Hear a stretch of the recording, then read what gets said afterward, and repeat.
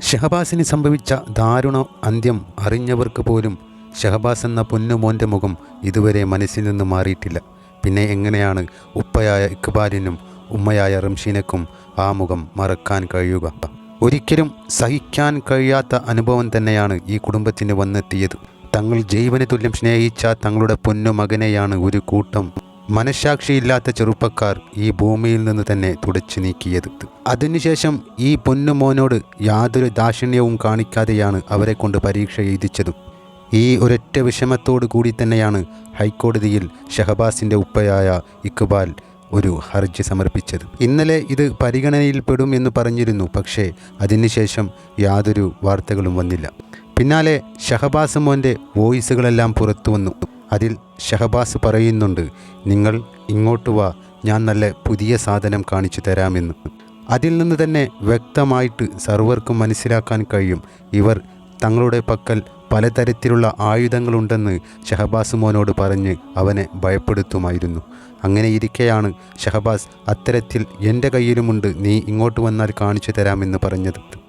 ഷഹബാസ് ഭയത്തോടു കൂടിയായിരുന്നു ആ വാക്കുകളെല്ലാം പറഞ്ഞത്. തന്നെ കൊന്നു കളയുമെന്ന് ഭീഷണിപ്പെടുത്തിയവർ അങ്ങനെ ചെയ്യുമോ എന്നൊരു ഭയം അത് ആർക്കായാലും ഉണ്ടാകും. എന്നാലും ഷഹബാസിന് ഉറപ്പായിരുന്നു അങ്ങനെ ഒരിക്കലും സംഭവിക്കില്ല എന്നുള്ളത്. കാരണം തൻ്റെ വീട്ടിൽ വന്ന് തൻ്റെ കൂടെ ചായ സൽക്കാരത്തിൽ പങ്കെടുത്ത തൻ്റെ ഉറ്റ സുഹൃത്താണ് ഈ കാര്യം ചെയ്യാൻ പോകുന്നത് എന്ന് അവനൊരിക്കലും വിശ്വാസവും ഉണ്ടായിരുന്നില്ല. അതൊരിക്കലും അവർക്ക് കഴിയില്ല എന്നുള്ളതും ഷഹബാസിന് ഉറപ്പായിരുന്നു.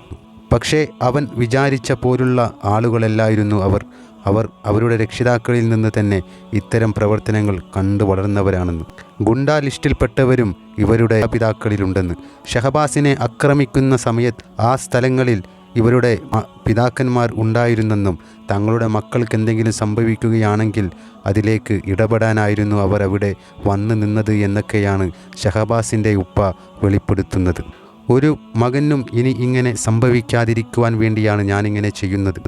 പലരും കാര്യങ്ങൾ മൂടി വെച്ചുകൊണ്ടിരിക്കുന്നു. പക്ഷേ അവരുടെ മക്കൾക്കും ഈ കാര്യങ്ങൾ വരുമ്പോഴാണ് ഇപ്പോൾ മൂടിവെച്ചതിൻ്റെ ഗൗരവം അവർ അറിയുക എന്നുള്ളതാണ് ഷഹബാസിൻ്റെ ഉപ്പ വേദനയോടുകൂടി പറയുന്നത്.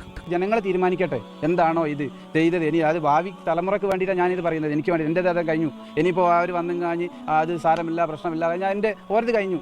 ഓല് പറയും എന്താണ്, ഓക്കെ ഇത് എനിക്ക് പോയത് തിരിച്ചെടുക്കാൻ കഴിയില്ല. അതുകൊണ്ട് ഇനിയൊരു രക്ഷിതാവിന് ഇത് വരാൻ പാടില്ല.